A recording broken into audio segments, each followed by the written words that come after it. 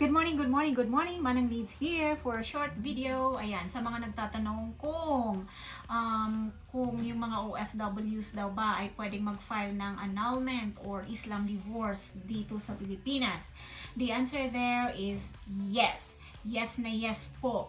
Pwedeng-pwede. Basta ang importante, humanap kayo or siguraduhin nyo na legit yung katransak ninyo. Huwag basta-basta magtitiwala sa mga nagpo-post sa Facebook online na hindi naman sila nagpapakita ng mga mukha. Wala silang maipakitang legalities ng kanilang mga services or negosyo. Ayan. So, pwedeng-pwede po kahit OFW kayo, pwede po kayong mag-file ng annulment or Islam divorce dito sa Pilipinas.